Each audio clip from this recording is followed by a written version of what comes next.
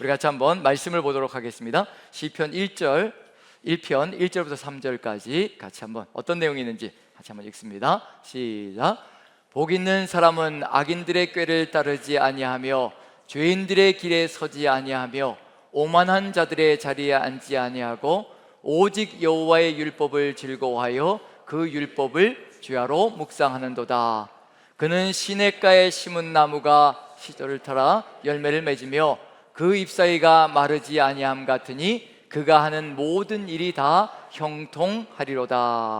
아멘. 너무나 잘 아는, 우리가 암송도 할 수 있는 구절인 줄로 압니다. 오늘 제목은 같이 한번 읽어볼까요? 맨 위에 같이 읽습니다. 시작.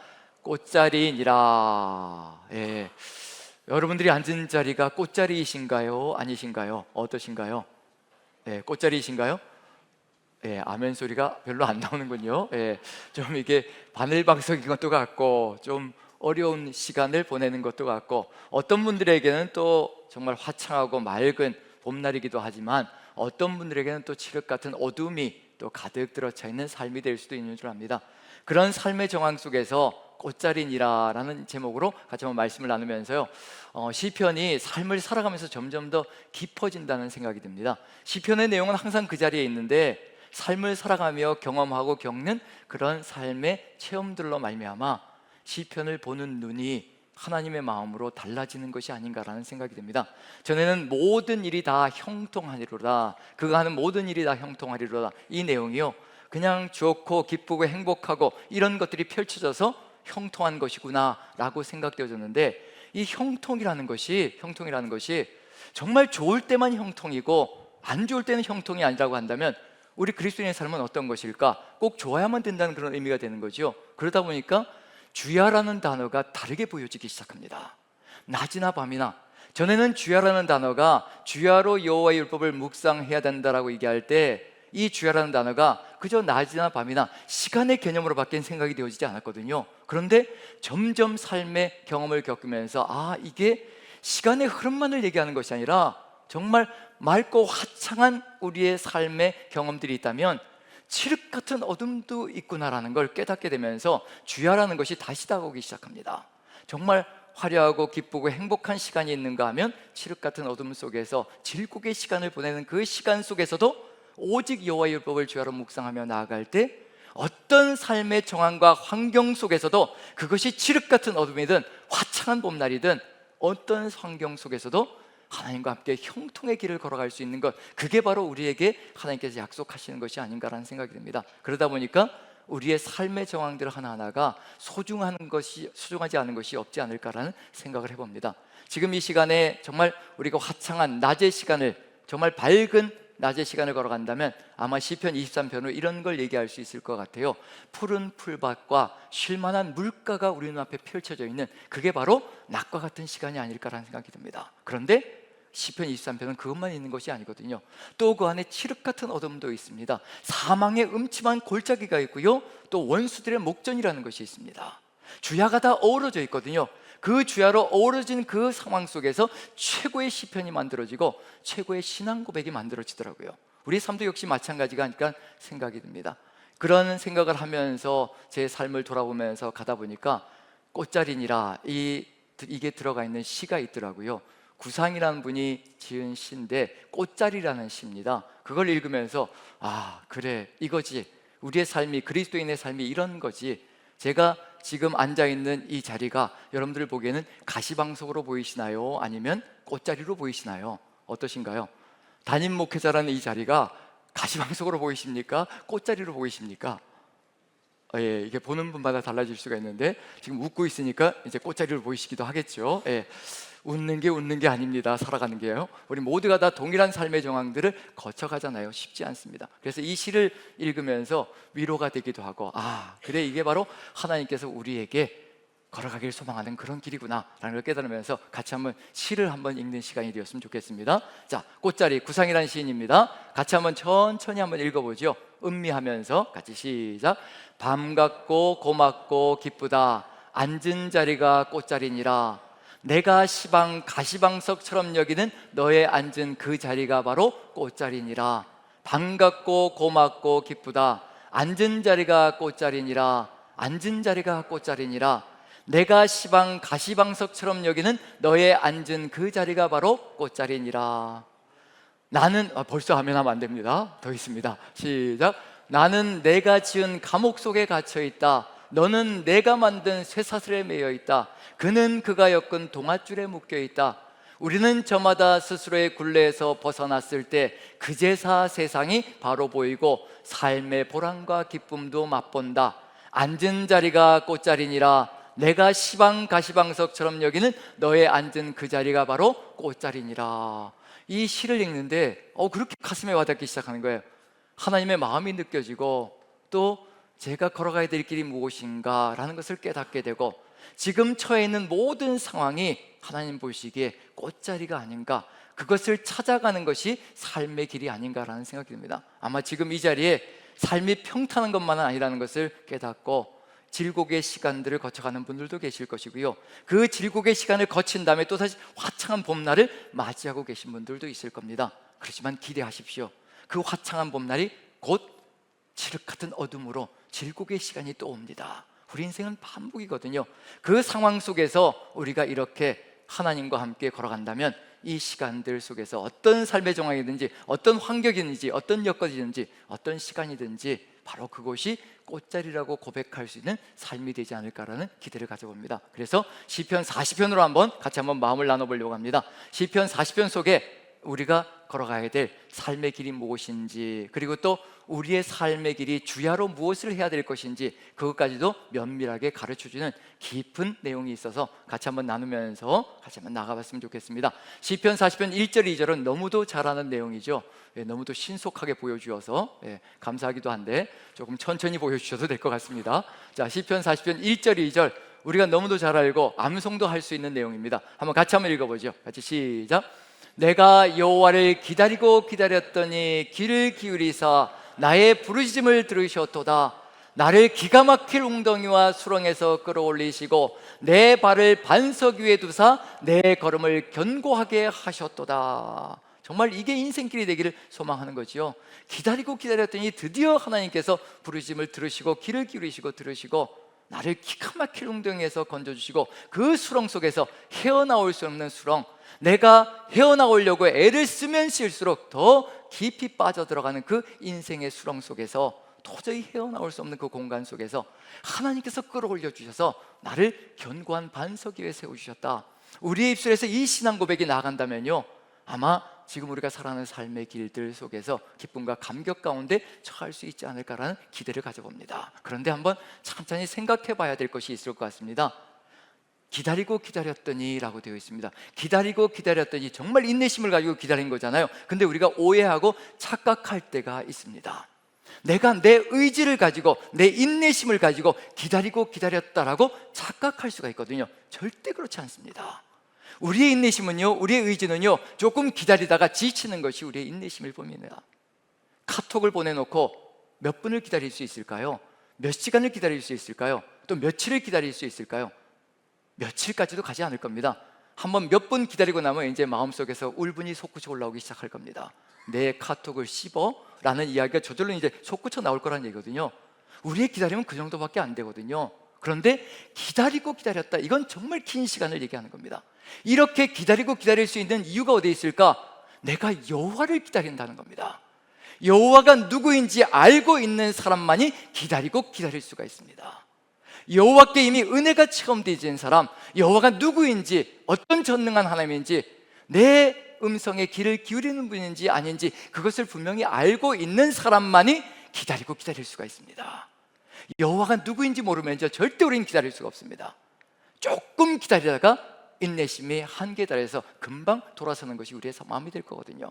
우리를 기다리고 기다리게 해주시는 분은 우리의 의지도 아니고 우리의 인내심도 아니고요, 살아계신 하나님이십니다. 그 하나님이 계시기 때문에 우리가 기다리고 기다릴 수가 있습니다. 그리고 여기서 또 한 가지 우리가 바라봐야 될 게, 귀를 기울이사, 기다리고 기다렸더니 귀를 기울이사 나의 부르심을 들으셨다. 내가 수십 년 기다렸더니 드디어 하나님께서 귀를 기울이셔서 내 음성을 들어주셨다. 절대 그런 건 아닙니다. 만약에 우리가 그런 하나님이라면요, 10년 20년 기다렸다가 그제서야 귀를 기울이시고 들어주는 하나님이라면요, 우리는 절대로 그분과 함께 살아갈 수가 없습니다. 인내심의 한계에 돌아갈 것이고요, 바로 이 속에 들어가 있는 하나님이 어떤 분이신가? 기다리고 기다렸더니 그 기다림과 기다림의 세월 속에서 기가 막힐 웅덩이와 수렁에서 건져주셨다는 겁니다. 우리가 구약 성경 속에서 웅덩이 속에 빠졌던 사람이 있죠. 던져졌던 사람이 있습니다. 누군가요? 웅덩이 속에 던져졌던 사람 누구인가요? 여기 막 엇갈리는 것 같아요. 예, 두 명을 얘기해 보시죠. 두 명. 요셉이 있고요. 예, 그 다음에 예레미야. 우리가 묵상하고 있는 예레미야 한번 생각해 보시죠. 요셉도 웅덩이에 던져졌습니다. 그리고 예레미야도 웅덩이에 던져졌습니다. 그 웅덩이는 수렁이 있는 거죠. 예레미야는 빠져 들어가는 거거든요. 스스로 빠져나올 수가 없습니다. 그런데 금방 건짐을 받았어요. 요셉도 그 웅덩이에 던져졌다가 금방 건짐을 받았습니다. 예레미야도 웅덩이에 던져졌다가 금방 건짐을 받았거든요. 그렇지만 그게 끝이 아니라는 겁니다. 그 웅덩이가 끝이 아니라는 겁니다. 요셉이 웅덩이에 건짐을 받고요, 그 다음에 종으로 팔려갑니다. 웅덩이는 계속되고 있다는 얘기예요. 그 다음에 또 누명을 쓰고 감옥에 갇히게 됩니다. 절체절명의 시간인 거지요. 13년의 세월 동안 웅덩이에 빠졌다 건짐을 받고 종살이하고 감옥살이하는 것, 13년의 세월이거든요. 그 세월 동안 기다리며 하나님께서 한 음성도 들려주지 않았다면 어떻게 그걸 기다릴 수 있겠습니까? 아마 웅덩이에 빠졌다가 포기해버릴 것이고요, 종으로 팔려갔을 때 인생을 끝장내버렸을 겁니다. 감옥에 갇혔을 때는요, 자포자기하고 말았을 겁니다. 그런데 어떠신가요? 기다리고 기다리는 그 상황 속에서 하나님이 살아계시다는 건, 내가 너와 함께 한다는 것을 끊임없이 알려주신 겁니다. 종살이 할 때 여호와께서 함께 하셔서 그의 삶을 형통하게 만들어 주셨다라고 말씀하고 있는 중입니다. 무슨 얘기일까요? 바로 기다리고 기다리는 그 중에도 하나님께서 함께 하시며 이끌어 가시는 그 역사가 없다면 절대로 그 길을 걸어갈 수가 없습니다. 그 상황 속에서 견뎌내고 이겨내는 거거든요. 하나님은 그 기다리는 과정 속에서도 들으셨고 응답하셨고 함께 하셨고 이끌어 가시고 계시는 중입니다. 우리가 절체절명의 순간에 울부짖는 그 상황 속에서요, 하나님은 다 들으시고 우리의 삶을 차근차근 인도해 가지고 계시는 중입니다. 예레미야가 웅덩이에 빠졌다가 건짐을 받습니다. 끌어올려지는 거죠. 하지만 예레미야가 끌어올려졌다고 해서 인생이 확 풀렸던가요? 모든 것이 형통으로 갔던가요? 절대 그렇지 않습니다. 그 인생길이 40년 세월입니다. 요시야 왕 13년에 예언 선포가 시작되어졌고 히스기야 왕 11년까지, 이스라엘이 망할 때까지 40년의 세월입니다. 40년의 세월 동안 웅덩이의 삶이요, 절대 멈춰지지 않았습니다. 하지만 그 시간 동안에 끊임없이 하나님께서 함께 하시며 말씀을 주셨고 견뎌내게 하셨고 이겨내게 하셨고, 마침내는 예레미야가 옳았다는 것을, 또 요셉이 옳았다는 것을 깨닫게 해주시고 반석에 세워주시는 역사가 있었다는 것.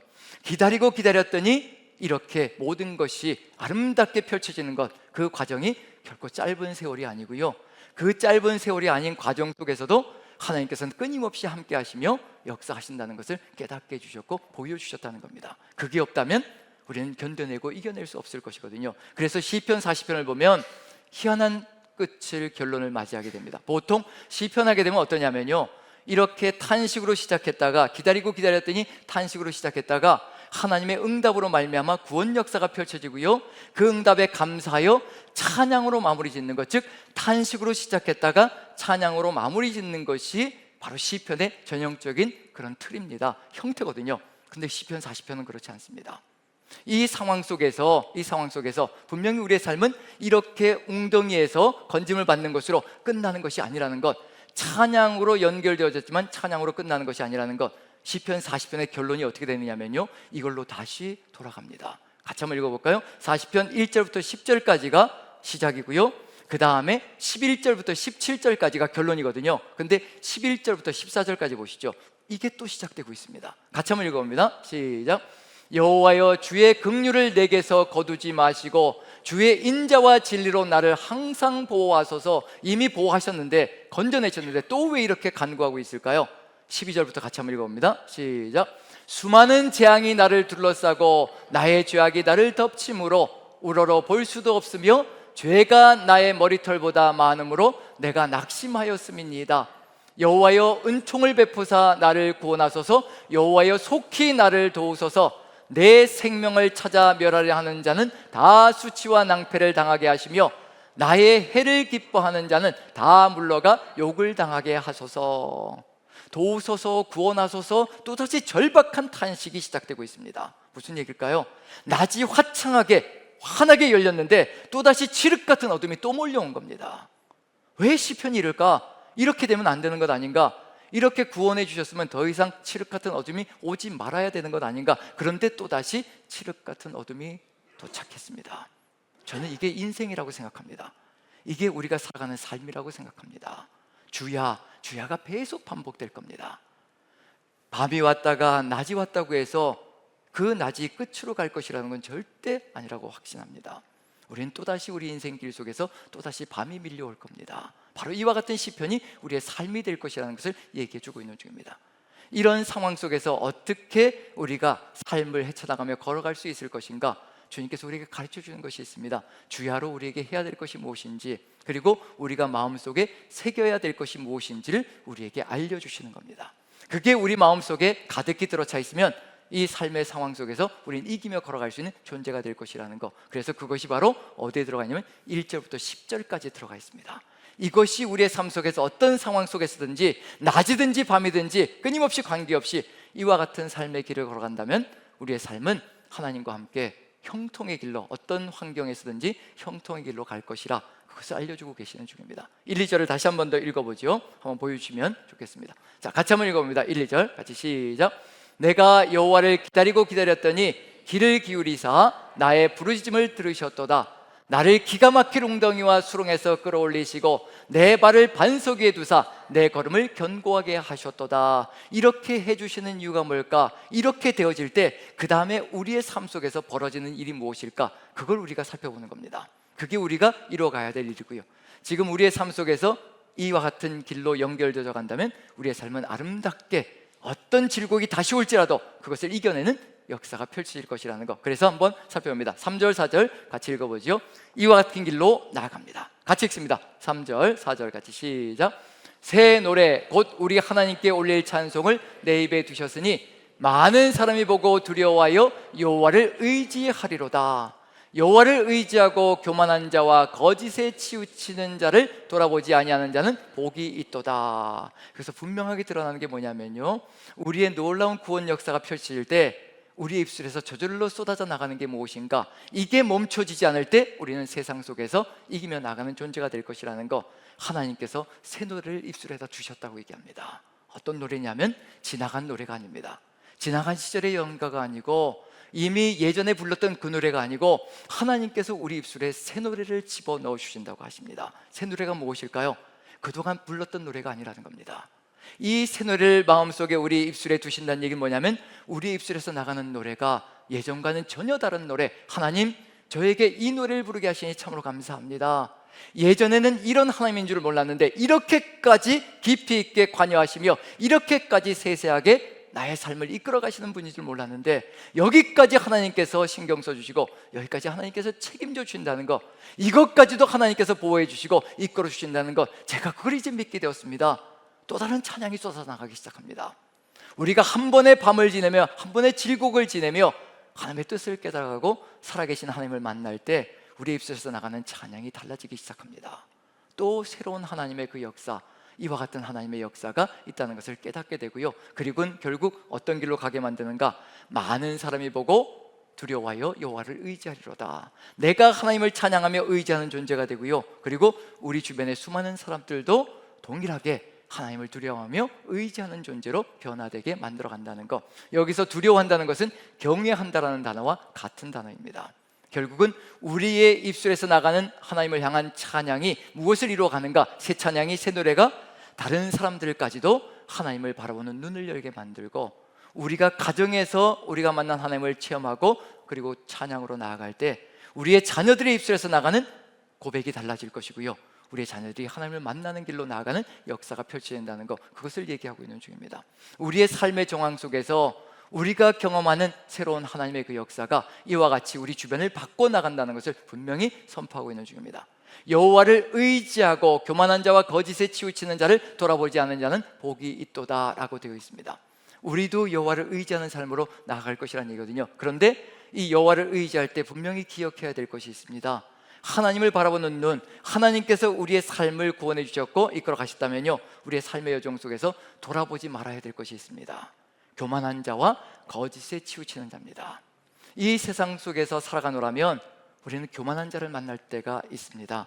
자기 마음대로 살아가는 사람들, 큰 소리 치면서 자기 힘을 자랑하면서 큰 소리 치며 나아가는 수많은 사람들이 있습니다. 그 사람들을 바라볼 때 어떤 마음이 들기 시작할 것인가? 내 삶이 형통으로 가는 것 같지 않고 오히려 그 사람들이 더 형통한 길로 가는 것 같고, 세상 속에서 더 떵떵거리고 큰 소리 치며 살아가는 것 같고, 그런 유혹에 빠질 때가 있습니다. 그런데 그런 사람들을 바라보기 시작하면 결국 망하는 길로 가게 된다는 것을 분명히 얘기하고 있는 중이고요. 그리고 거짓에 치우치는 자들, 거짓을 일삼으며 살아가는 사람들이 세상 속에서 형통할 때가 참 많습니다.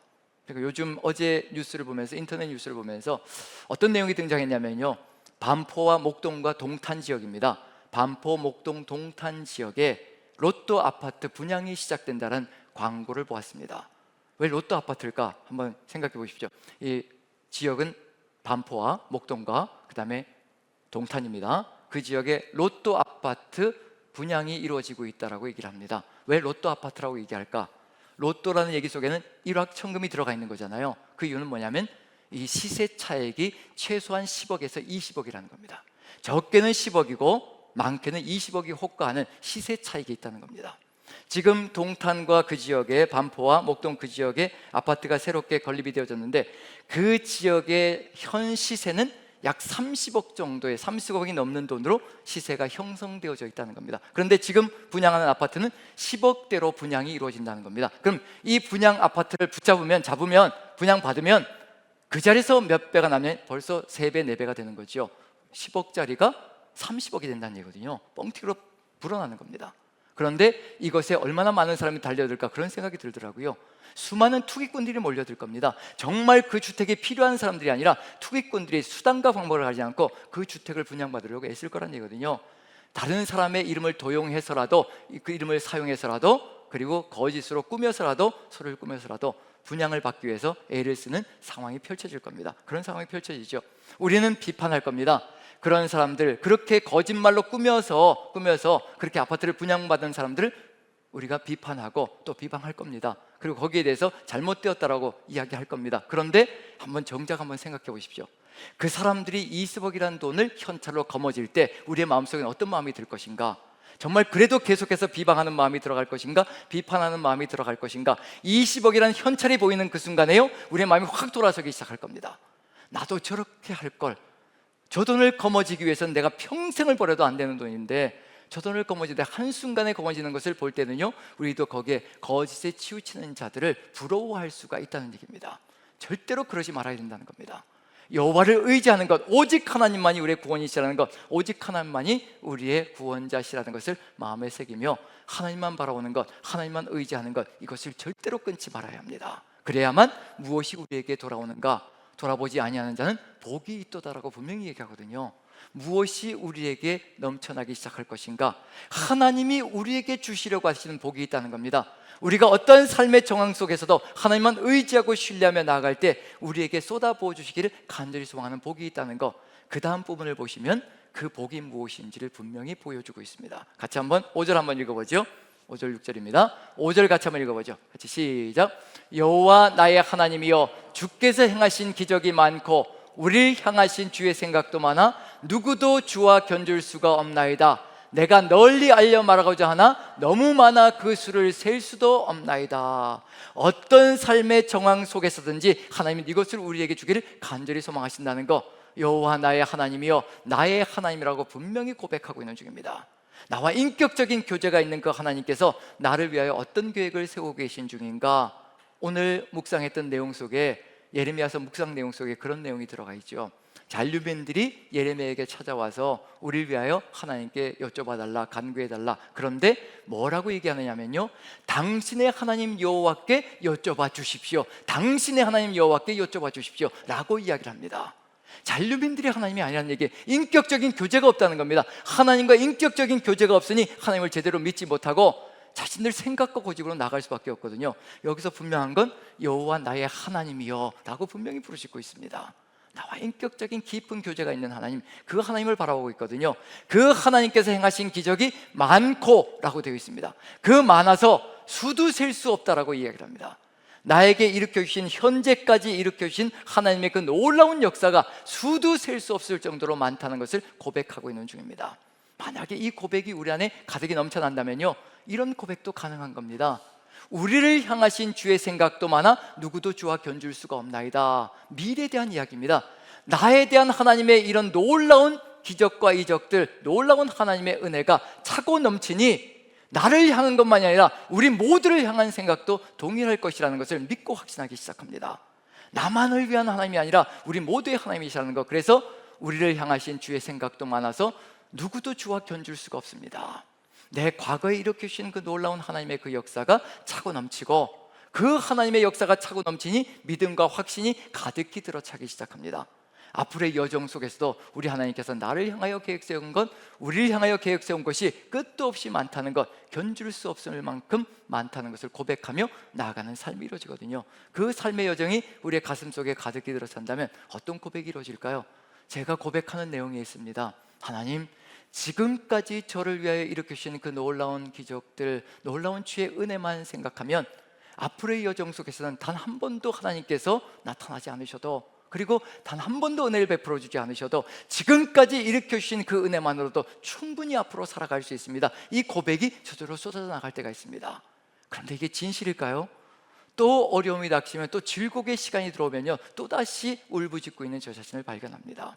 우리의 삶은 끊임없이 주야가 혼돈되면서 혼선으로 다가오면서 우리의 삶은 끊임없이 반복될 겁니다. 그 상황 속에서 이것을 기억하는 것, 하나님만이 나의 의지이시고 하나님만이 나의 복의 근원이시라는 것을 기억하는 것, 이것이 우리 가슴 속에 가득히 들어찰 때 하나님과 함께 나가는 삶이 가득히 우리의 삶을 이끌어갈 것이라는 것. 그래서 이것이 우리 안에 가득 들어차면요, 가는 길이 있지요. 6절을 보시면 같이 한번 읽어보죠. 같이 시작. 주께서 내 귀를 통하여 내게 들려주시기를 제사와 예물을 기뻐하지 아니하시며 번제와 속죄제를 요구하지 아니하신다 하신지라. 내가 뭔가 해드리고 싶은 마음이 간절히 들어가기 시작합니다. 하나님의 은혜가 차고 넘치니 나도 이제 하나님께 뭔가를 해드리고 싶은 마음이 간절하게 넘치기 시작합니다. 내가 황소를 가지고 주님 앞에 나아갈까? 내가 천천의 수량과 만만의 강수 같은 기름을 가지고 내 마다들을 하나님께 드릴까? 이 은혜를 어떻게 갚을까? 끊임없이 고민하게 됩니다. 그때 하나님께서 말씀해 주셨다고 얘기합니다. 내 귀를 통하여 내게 들려주시기를, 나 그런 거 필요 없다. 네가 주는 거 그런 거 다 필요 없다. 네 물질 필요해서 내가 너를 구원하는 것이 아니라, 네가 가지고 누리는 것들 필요해서 내가 너를 구원하는 것이 절대 아니라, 너에게서 구하는 것은 절대 그런 것이 아니라, 내가 너에게 만만의 강수를 원하겠느냐? 그러면 만만의 천천의 수량을 원하겠느냐? 천산에 있는 모든 가축들이 다, 동물들이 다 내 것이라. 내가 너에게 바라는 것은 그것이 아니라.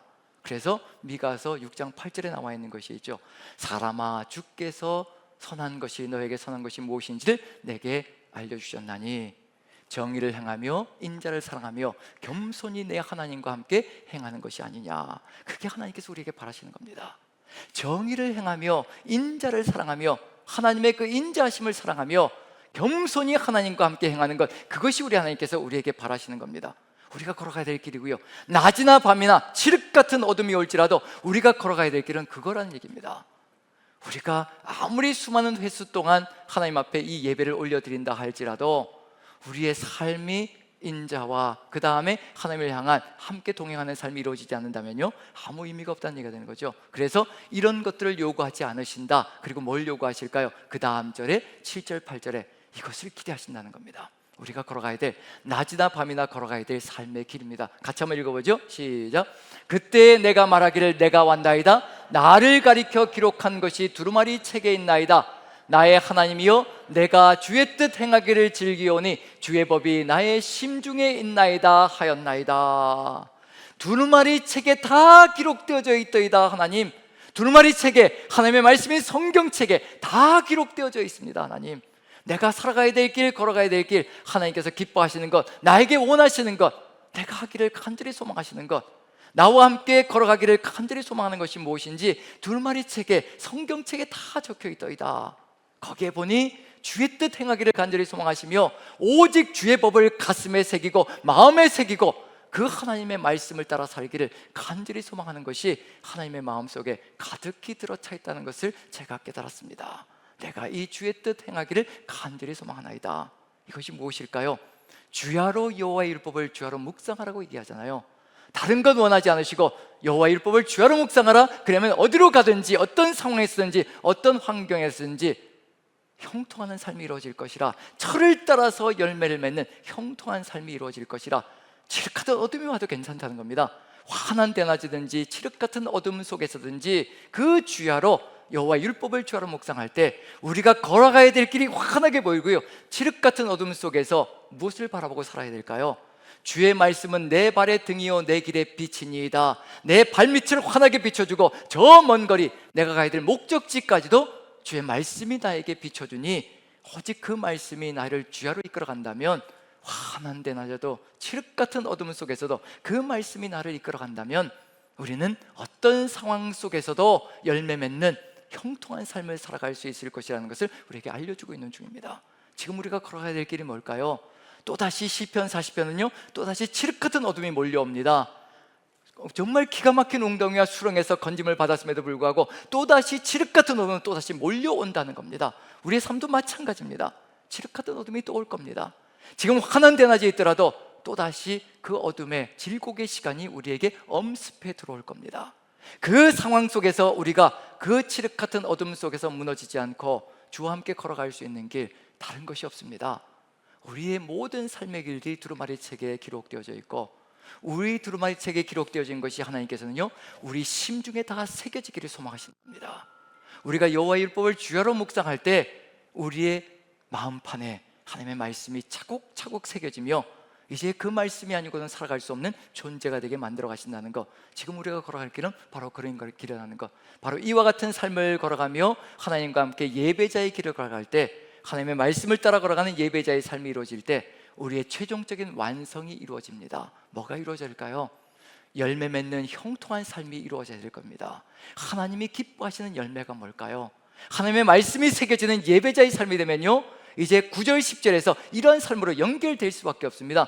철을 따라 열매를 맺는 하나님이 기뻐하시는 열매가 우리의 삶에 주렁주렁 열리는 삶이 이루어질 겁니다. 9절 10절 같이 한번 읽어보죠. 우리가 걸어가야 될 삶의 길입니다. 같이 읽습니다. 시작. 내가 많은 회중 가운데에서 의의 기쁜 소식을 전하였나이다. 여호와여, 내가 내 입술을 닫지 아니할 줄을 주께서 아시나이다. 내가 주의 공의를 내 심중에 숨기지 아니하고 주의 성실과 구원을 선포하였으며 내가 주의 인자와 진리를 많은 회중 가운데서 감추지 아니하였나이다. 끊임없이 고백하는 겁니다. 하나님의 말씀이 마음판에 새겨지고 하나님의 은혜가 가득히 들어찰 때 우리의 삶의 여정은요 선포하지 않으면 견딜 수가 없습니다. 우리 가슴 속에 불덩어리가 활활 타고 있는데 어떻게 전하지 않을 수가 있겠습니까? 예레미야가요 그 구덩이 같은 삶 속에, 수렁 같은 삶 속에서 하나님께 호소하고 탄식합니다. 하나님의 말씀을 끊임없이 받아서 먹은 건 너무도 감사하고 너무도 좋은데, 그런데 이 말씀을 사람들에게 전하면 전할수록 끊임없이 저는 질곡의 시간, 고통의 시간, 어둠의 시간으로 갑니다. 그래서 결심했습니다. 다시는 하나님의 말씀 나한테 퍼부어 주실지라도 절대로 전하지 않을 것이라고 제가 결심했습니다. 그런데 견딜 수가 없습니다. 이 속에서 불덩어리 같은 것이 활발 타올라서 제가 견딜 수가 없습니다. 하나님, 제가 이겨낼 수가 없습니다. 하나님의 말씀이 우리 심중에 가득히 차면요 우린 견딜 수가 없습니다. 그 불덩어리를 어떻게 견뎌낼 수 있겠습니까? 입술을 열어서 불을 뿜어내지 않고는요 견딜 수 없는 것이 살아있는 주의 말씀입니다.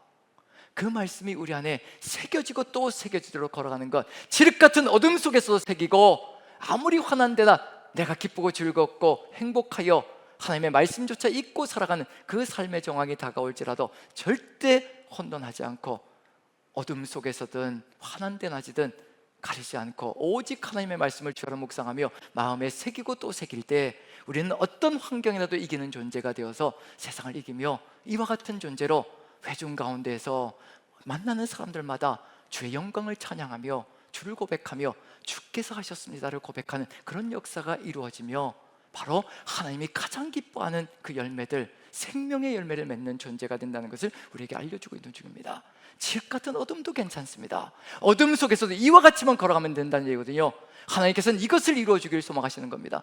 바로 기가 막힐 웅덩이와 수렁에서 우리를 건져주신 것은 바로 하나님이 이런 분이라는 걸 우리에게 알려주시는 겁니다.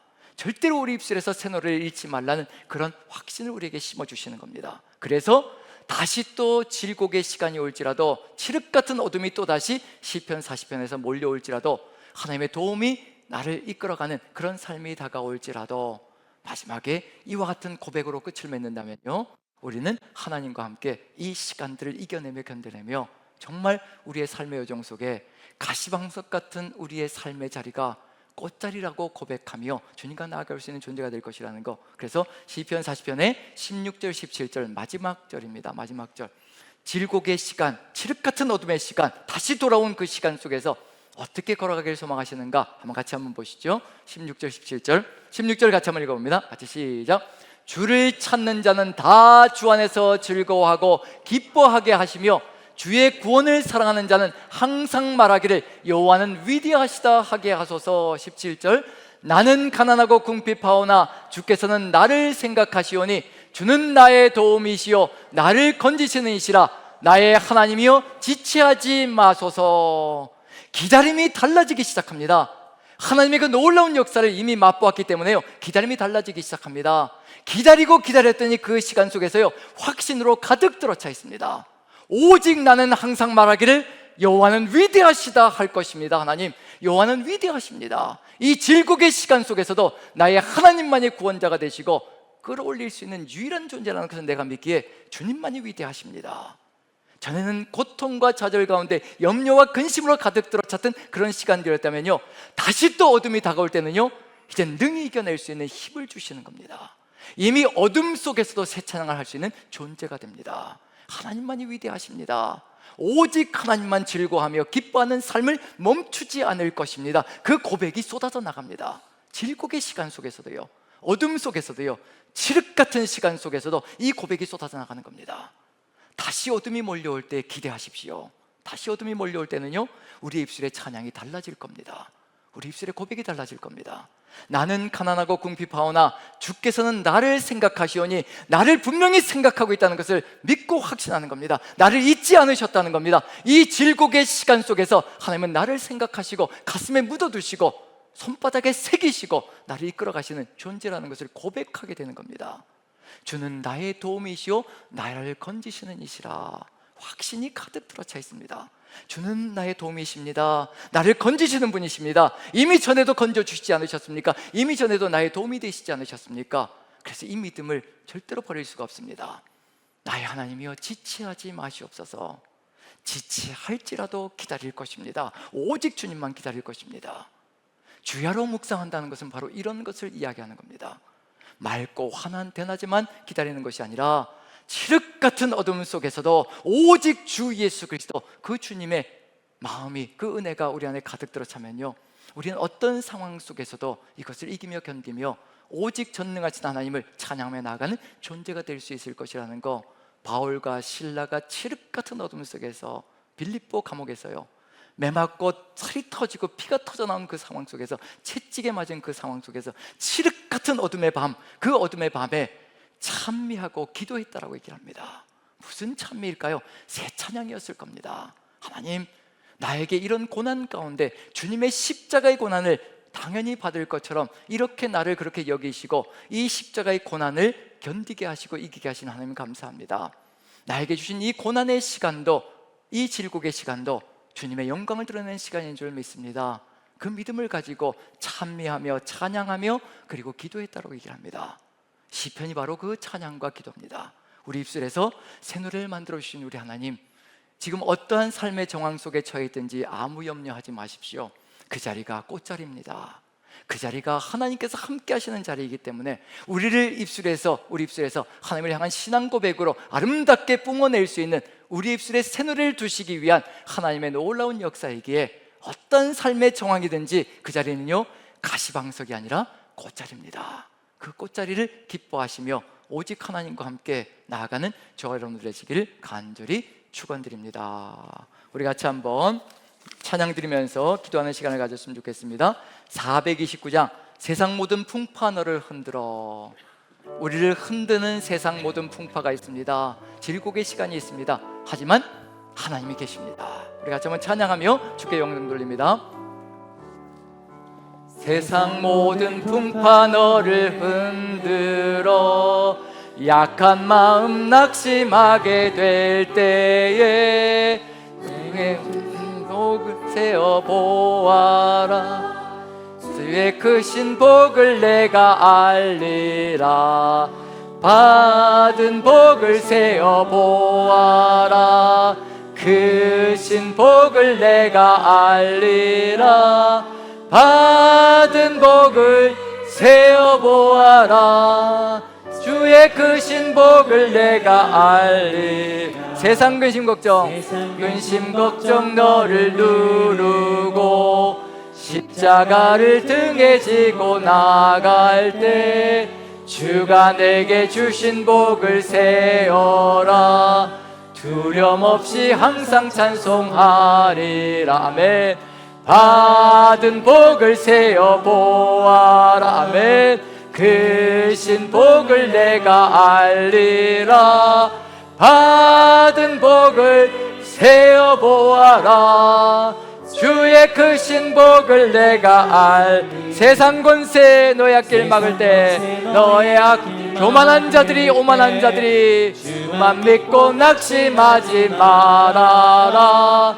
천사들이 너를 보호하리니 염려 없이 앞만 보고 아멘. 받은 복을 세어 보아라. 크신 복을 내가 알리라. 받은 복을 세어 보아라. 크신 복. 다시 한 번 더 찬양합니다. 세상 모든 풍파를 흔들어 박수치며 찬양합니다. 흔들어 약한 마음 낙심하게 될 때 염려하지 마십시오. 주의 복을 세어라. 주의 크신 복을 내가 아멘. 받은 복을 세어 보아라. 크신 복을 내가 알리라. 받은 복을 세어 보아라. 주의 크신 복을 내가 아멘. 세상 근심 걱정 너를 누르고 십자가를 등에 지고 나갈 때 주가 내게 주신 복을 세어라. 두려움 없이 항상 아멘. 받은 복을 세어 보아라. 크신 복을 내가 알리라. 받은 복을 세어 보아라. 주의 크신 복을 내가 세상 권세 너의 앞길 막을 때 염려하지 마십시오. 주만 믿고 낙심하지 말아라. 천사들이 너를 보호하리니 염려 없이 앞만 보고 아멘. 받은 복을 세어 보아라. 크신 복을 내가 알리라. 받은 복을 세어 보아라. 주의 크신 복을 내가 다시 한 번 더 받은 복을 세어보라. 받은 복을 세어 보아라. 크신 복을 내가 알리라. 받은 복을 세어 보아라. 주의 크신 복을 내가 알리라. 아멘. 우리 주님께 영광의 박수 올려드립니다. 아멘. 아멘. 아멘. 우리 같이 한번 기도하는 시간 되었으면 좋겠습니다. 가시방석입니까? 정말 질곡의 시간입니까? 아니면 햇볕이 쨍쨍한 대낮과 같은 시간입니까? 어떤 상황 속에서도 오직 주만 바라보는 우리에게 도와주옵소서. 우리 같이 한번 기도했으면 좋겠습니다. 우리에게 질곡의 시간이 올지라도 지금까지 베풀으신 하나님의 그 은혜, 하나님께서 베풀으신 그 놀라운 복들을 다 세워보면 앞으로 우리 앞에 주어질 복이 어떤 것인지, 하나님의 놀라운 역사가 무엇인지 이해하게 될 것이며, 지륵같은 어둠 속에서도 주의 뜻을 받드는 역사가 이루어질 줄 믿습니다. 우리에게 주의 보식을, 주님께 주신 복을, 주님께서 베풀으신 그 놀라운 역사를 헤아릴 수 있는 축복의 눈을 허락하여 주옵소서. 우리가 주님을 바라볼 수 있게 도와주옵소서. 다 같이 한 목소리로 기도합니다. 기도하겠습니다. 사랑의 하나님, 도와주시옵소서. 우리가 우리 눈앞에 펼쳐지는 그 삶의 정황 속에 우리가 무너질 때가 참으로 많습니다. 아버지, 지금까지 일으키신 그 놀라운 역사 기가 막힐 웅덩이와 수렁 속에서 아버지께서 건져주셨고, 그리고 견고한 반석 위에 우리 발을 세워주셨습니다. 아버지, 지금 이 순간에 칠흑같은 어둠이 와 있을지라도 우리 주님께서 지금도 함께 하시며 우리를 생각하시고 계시고 나를 붙들어 주시며 오직 주께서 도우실 것이라는 것을 깨닫게 하여 주시니, 아버지, 오직 주님만 의지하고 신뢰하게 도와주옵소서. 아버지께서 우리에게 계획하신 그 놀라운 복들, 아버지, 앞으로의 여정 속에서도 철저하게 누리며 가는 삶 되게 도와주옵소서. 형통하는 삶으로, 아버지, 질곡의 시간 속에서도 아버지 그 사랑 가운데서 아버지 은혜를 누리며 열매를 맺는 형통한 삶 되게 도와주옵소서. 아버지, 우리가 주만 바라보기를 간절히 소망합니다. 아버지, 도와주시옵소서. 시선을 잃지 않게 도와주옵소서. 오직 아버지만 바라보게 도와주시옵소서. 오직 주만 의지하게 신뢰하게 도와주시옵소서. 주께서 역사하여 주옵소서. 우리 한 가지 더 기도합니다.